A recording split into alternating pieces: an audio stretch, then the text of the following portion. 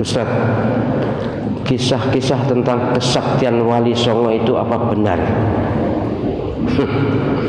Sebagai muslim apa bisa dan dibolehkan belajar memiliki ilmu kanuragan?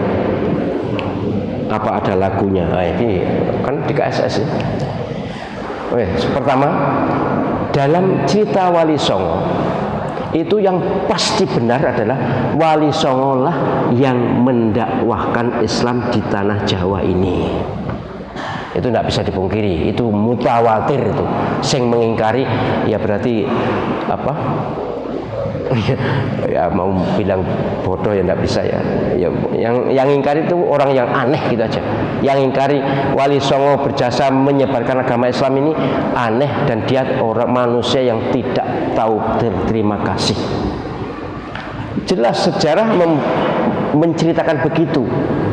Dalam ilmu secara akademis, kalau kita tidak bisa membuktikan kesalahan sejarah, maka kita harus percaya sejarah itu benar. Silakan buktikan kalau yang menyebarkan Islam bukan Wali Songo, silakan. Kalau bisa membuktikan secara historis, empiris, silakan. Tapi sampai sekarang kan disepakati secara aklamatif, mutawatir namanya dalam bahasa Arab, bahwa penyebar Islam di Jawa ini adalah Wali Songo. Di antaranya Wali Songo, mungkin juga ada yang lain, tapi Wali Songo yang sangat populer. Wes, itu yang disepakati, atau setidaknya itu yang mayoritas. Kemarin kayaknya ada yang yang menyangkal ya. Yang menyangkal itu kalau tidak gila, bodoh, atau tidak tahu terima kasih.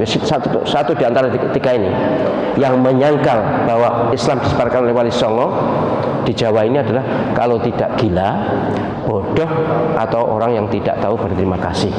Wes. Nek muring-muringo, aku gak nyebut nama kok. Ya. Apakah mereka sakti? Saya mempelajari Babat Jawa oleh Syekh Subakir, dan kemudian oleh Maulana Malik Ibrahim, oleh Fatimah binti Maimun, dan kemudian oleh Wali Songo itu. Di tanah Jawa itu jin priprayangan legedekan, hutan lebat, kemudian daerah-daerah wingit banyak sekali. Jangankan dulu, sekarang pun masih banyak daerah-daerah wingit. Wingit ngertos sih? Daerah wingit itu daerah yang angker. Ya, wis padha yang wingit. Jadi hampir mustahil kalau Lombo, Lombo ini? Lombo tanpa ilmu kesaktian tidak mungkin. Nah, soal ilmu kesaktiannya apa? Wallahu alam. Tapi saya yakin bahwa para Wali Songo itu punya ilmu khusus untuk menghadapi keadaan yang memang tidak umum atau keadaan khusus, yaitu serba pakai kesaktian. Ya, panjenengan tentu bisa melacak ya, katakanlah kalau dianggap ketoprak itu cerita seperti pewayangan, tapi kan tidak mungkin toh. Tidak ada sama sekali kemudian diceritakan, tidak mungkin. Mesti ada bibliannya, walaupun mungkin ada pengembangan, ada pelebaran atau penambahan.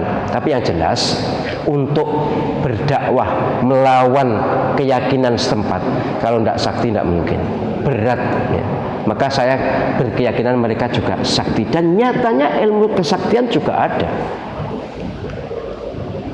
Nah, apakah lalu diceritakan begini, Sunan Kalijaga itu loh, topo itu ndak sholat, berbulan-bulan bertahun-tahun malah dikerubungi bambu tumbuh, kemudian dia ndak sholat. Itu apa mutawatir ndak? Apa sahih ndak? Apa benar ndak bahwa para wali itu ndak sholat? Saya kok ndak yakin. Mohon maaf ya, kalaupun Sunan Kalijaga topo, ya saya yakin topo yang tetap beribadah. Atau mohon maaf, mungkin Sunan Kalijaga belum tahu syariatnya. Waktu itu baru ya masih topo sebagai anak bupati ya, kemudian belum belajar syariat. Tapi yang jelas kebenarannya kan tidak mutawatir tuh, bahwa mereka topo ndak sholat itu loh, ndak aklamatif, tidak menjadi berita sejarah. Kalaupun cerita ya mungkin cerita saja, tapi yang pasti keyakinan saya adalah para Wali Songo punya ilmu kesaktian untuk menyebarkan agama di Jawa ini. Oh, Nabi saja, bukan saja sih. Nabi SAW itu juga punya kesaktian. Walaupun beliau perang, tapi juga punya kesaktian. Kalau tidak punya kesaktian, beliau di waktu akan hijrah aja itu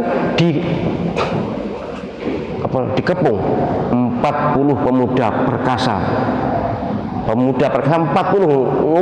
ngepung rumah Nabi SAW.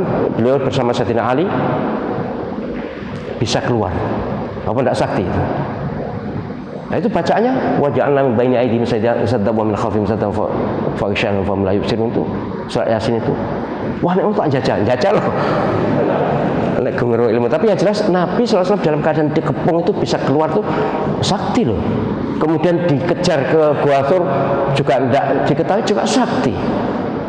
Jadi kesaktian itu memang mendampingi, atau dalam bahasa agamanya kalau kesaktian Nabi namanya mukjizat, kalau kesaktian wali namanya karomah. Jadi ada kesaktian itu. Apa ada bisa dipelajari? Oh bisa. Nah ini salah satunya KSS ini. Kalau untuk dipraktekkan ya silakan, saya enggak mau dipraktekkan karena itu akan mengurangi kualitas hati kita. Tapi yang jelas ini juga laku wirid kesaktian, atau tepatnya ya karomah dari Allah SWT, atau untuk kita maunah namanya. Untuk orang biasa bukan wali namanya maunah, mohon pertolongan kepada Allah SWT untuk keselamatan kita dalam menyampaikan kebenaran. Apa ada lakunya? Iyalah ada lakunya. Ya ini salah satunya hizib Asmaul Husna, nanti ada hizib Nasr, ada hizib ini, hizib itu. Banyak lakon itu tergantung penjenengan berguru pada siapa. Yang jelas ada ilmunya, ada gurunya, ada lakunya.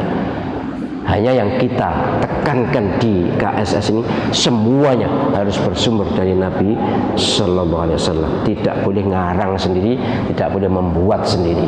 Harus dari Rasulullah SAW. Itu.